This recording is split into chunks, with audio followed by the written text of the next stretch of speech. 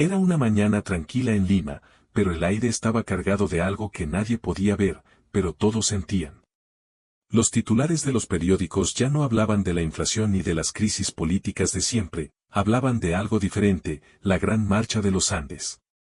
Por décadas, los rumores de una revolución silenciosa habían sido desestimados como delirios de extremistas y teorías conspirativas. Sin embargo, mientras el mundo miraba hacia otros conflictos, un movimiento organizado y profundamente conectado con las comunidades más olvidadas de Perú se alzaba con un poder inesperado. La historia comenzó años atrás, en las alturas de Puno, donde una generación de jóvenes cansados del abandono tomó las ideas del comunismo como un escudo contra el hambre y la desigualdad. Al principio, todo parecía una iniciativa local, colectivos que compartían recursos, agricultores que decidieron no venderle más a las grandes cadenas y, en cambio, formar redes de trueque. Sin embargo, algo en ellos resonaba de manera diferente. Era una revolución de paciencia. Pronto, el movimiento llegó a la capital. Al inicio, no fue con armas ni con violencia, fue con una promesa: ningún peruano será olvidado. Esa frase, pintada en murales, grafitis y repetida en cada esquina de los pueblos, tocó el corazón de millones. La verdadera explosión ocurrió durante las elecciones. Un oscuro candidato, considerado un peón sin posibilidades reales, sorprendió al mundo cuando obtuvo una aplastante victoria.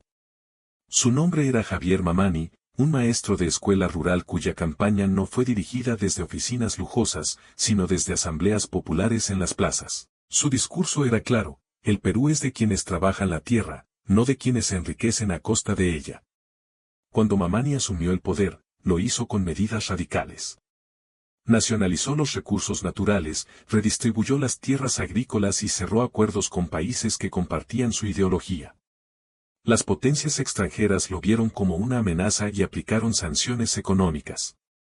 Pero aquí estaba la sorpresa: Perú estaba preparado. Habían construido silenciosamente su propia red de comercio y recursos autosuficientes. El impacto fue inmediato. La pobreza extrema disminuyó drásticamente, y las comunidades indígenas se convirtieron en el núcleo económico y político del país. Sin embargo, la medida no estuvo exenta de caos. Los empresarios huyeron del país, las empresas privadas colapsaron, y las ciudades enfrentaron escasez en los primeros meses. Pero el pueblo, acostumbrado a resistir, soportó. En menos de 5 años, Perú dejó de depender de las importaciones y creó un sistema donde la agricultura, la educación y la salud eran gestionadas colectivamente. Para muchos, parecía un paraíso, para otros, una prisión ideológica. La falta de oposición política y las estrictas políticas de control de información encendieron alarmas en la comunidad internacional. Un día, todo llegó a un clímax inesperado.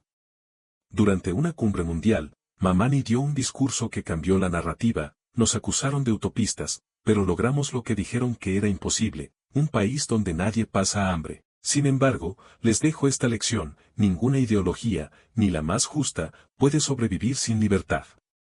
Nosotros no la tuvimos al comienzo. Ahora, el reto es equilibrar justicia con democracia. Fue entonces cuando el gobierno comenzó a liberar su férreo control y a reabrir el diálogo político.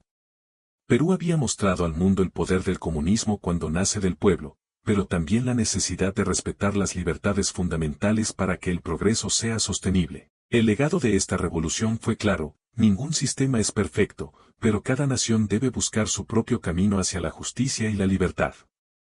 La historia del comunismo en Perú no fue solo sobre ideologías, sino sobre cómo la esperanza y la resistencia pueden transformar un país. Sin embargo, también mostró los peligros de caer en extremos, recordándonos que el verdadero cambio debe respetar siempre la diversidad y los derechos humanos.